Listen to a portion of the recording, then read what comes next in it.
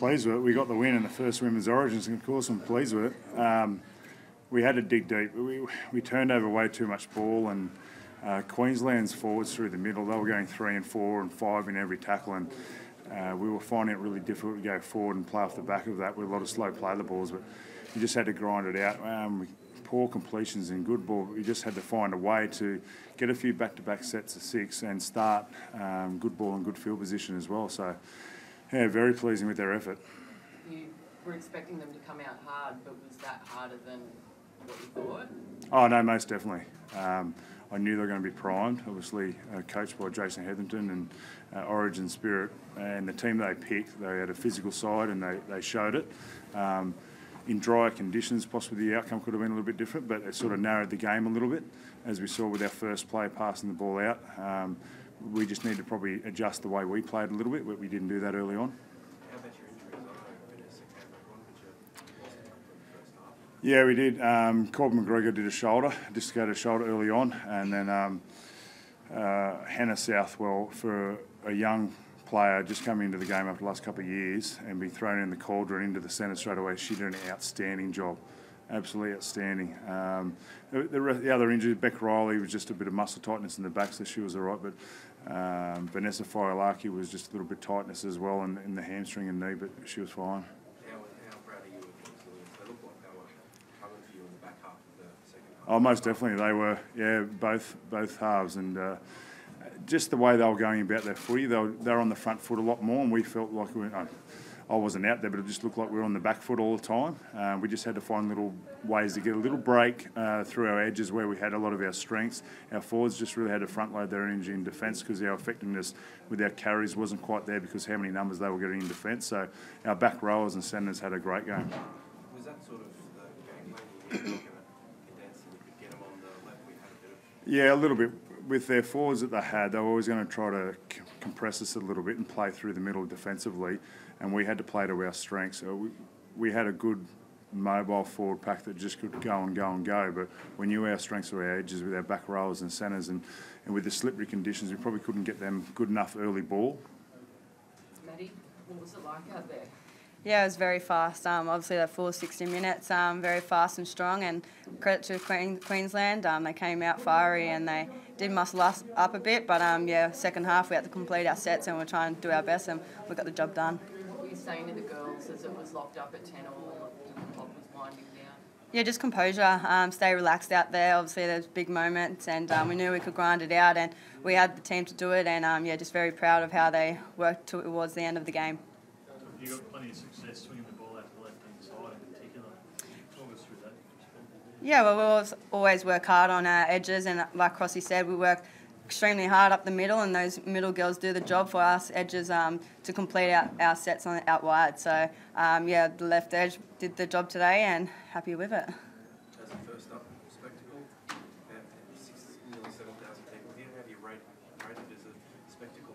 Well, they were looking for the marquee Origin for the first ever women's. They got it. Like, Queensland came with a terrific attitude, and the game wasn't the prettiest game. The execution wasn't the best, but that was what Origin was all about. Both teams were so gritty and tenacious in defence, and the physicality, some of the hits out there, that was just a true Origin, and they proved their worth to have that name of Origin alongside that game. Crossy, how proud were you of the girls, in that last couple of minutes, the effort of taking Queensland over the sideline, a game changer, essentially? Yeah, we did a lot of video work throughout the week about just Origin spirit and efforts, and I'm sure that's a highlight will come up for next year's game.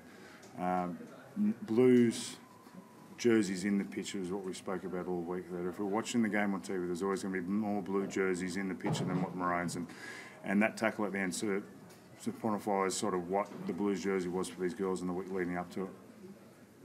Is there a bit of niggle out there? It looked like there was a bit of spirit on the field between the two teams? Yeah, obviously it's state of origin, so it's definitely not mate versus mate out there. It's state versus state. So yeah, we like to get in their heads, and they were rough against us, and that's what it was about. So yeah, there was a little bit of push and shove out there, but that's what we're there for, and we had the Blues jumpers all around it. What about the future 3-game series? Possibly go to 40 minutes a half?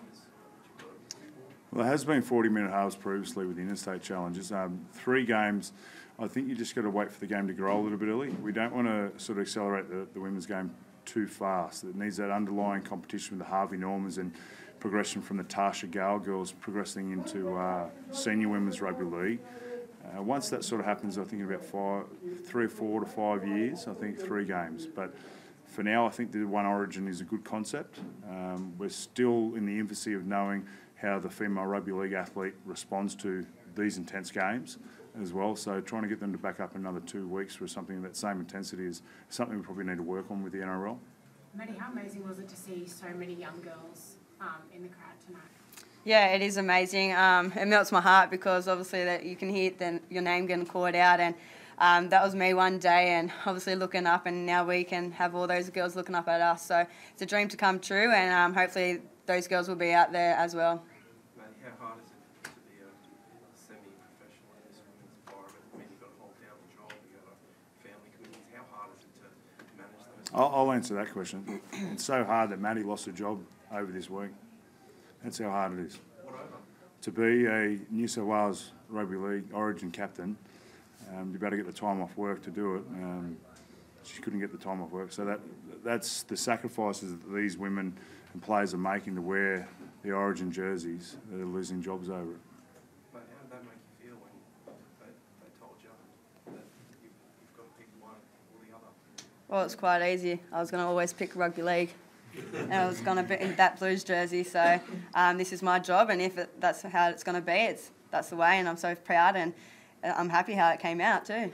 What do you do on Monday? Do you go looking for another job, or what happens? I'll probably study the game more. Go watch the replays. I think you might be laid up Monday. Sorry, what did you do for a cross before this, mate? I worked out the wharfs at Port Botany. I was a shift worker, so yeah, drive a truck tug on the wharfs. How did that conversation go? They forced you into making a choice.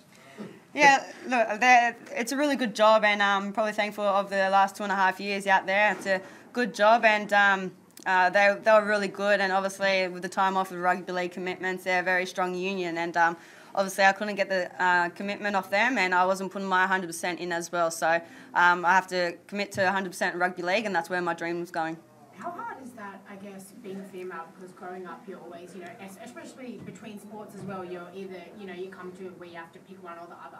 How, I guess, like unfair in a sense is it that, I guess you were given that ultimatum? Yeah, I think it's just like even the girls before us, the ladies before us paved the way, and they had to sell the cars, get loans, and it's obviously we think about rugby league first, and that's where it comes from our heart. We're playing for this jersey, and it just shows out there that we're committed to this, and if anything throws it at us, we're ready to take it. And if it's to lose a job, it's to lose a job. But yeah, we go out there and run and win this jersey. Did that affect you at all in the lead-up? Were you thinking about that? Because that's a hard thing, mate. No, it's probably better. I had the stress off me, and this is where I wanted to be, 100%. What's that say about the commitment to that Blues jersey crossing? Oh, massive. Like, I've spoken to them at lengths all week and in previous camps about the sacrifices they make, time away from their families, juggling of study, work. We had girls that had to postpone exams this week as well, and obviously Maddie's losing her job. So they just find a way to do it. That's how much this Blues jersey means to them. They just find a way to do it. Might wrap it up. Thank you very much. Thank you. Good question, Brian.